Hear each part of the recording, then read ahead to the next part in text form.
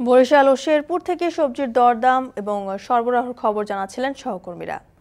বৃষ্টিপাত কমলেও উজানের ঢলে বাড়ছে সুনামগঞ্জের সুরমা, কুশিয়ারা ও চাদুকাটা নদীর পানি। বন্যা আতঙ্কে জেলার সীমান্তবর্তী এলাকার মানুষেরা। এ নিয়ে বিস্তারিত জানাতে সুরমা নদীর পাড় থেকে যুক্ত হচ্ছেন সহকর্মী লিপসান আহমেদ। লিপসান, নদ নদীর পানি কতটা বেড়েছে এবং সেখানে পাহাড়ি ঢল এখনো অব্যাহত আছে কিনা জানাবেন।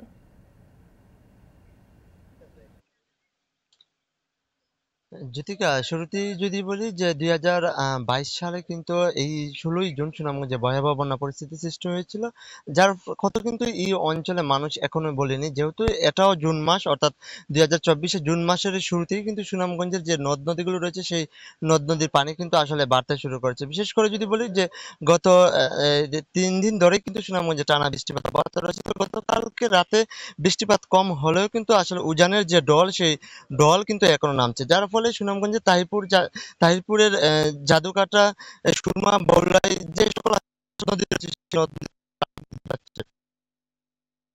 গত 2 দিন ইউনিয়নের যোগাযোগ এখনো বিচ্ছিন্ন রয়েছে, যার ফলে কিন্তু তারা এখনো ভোগান্তিতে রয়েছে। বিশেষ করে পানি উন্নয়ন বোর্ড যেটি বলছে যে সুনামগঞ্জে বৃষ্টিপাতের আরো 48 ঘন্টা আসলে সম্ভাবনা রয়েছে। সেই সাথে তারা বলছেন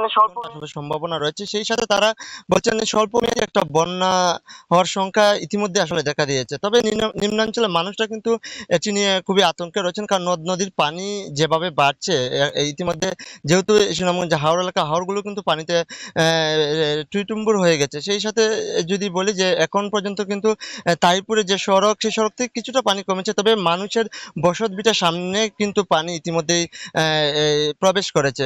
ফলে কিন্তু মানুষদের যাতায়াতের জন্য বাড়ির সামনে আসলে যে সাঁকো রয়েছে সেই সাঁকো কিন্তু দিয়েই কিন্তু তারা তাদের যোগাযোগ ব্যবস্থাটা সচল রেখেছেন। পাশাপাশি ছোট নৌকা দিয়েই কিন্তু তারা এখন যাতায়াত করছেন। ফলে এই যে পুরো জেলা জুড়েই কিন্তু আসলে বন্যার যে আতঙ্ক সেটা কিন্তু এখন বিরাজ করছে। যদি বৃষ্টিপাত, পাহাড়ি ঢল অব্যাহত থাকে তাহলে কিন্তু সুনামগঞ্জের যে নিম্নাঞ্চলগুলো সেটি আজকে কিংবা কালকের ভিতরে প্লাবিত হবে।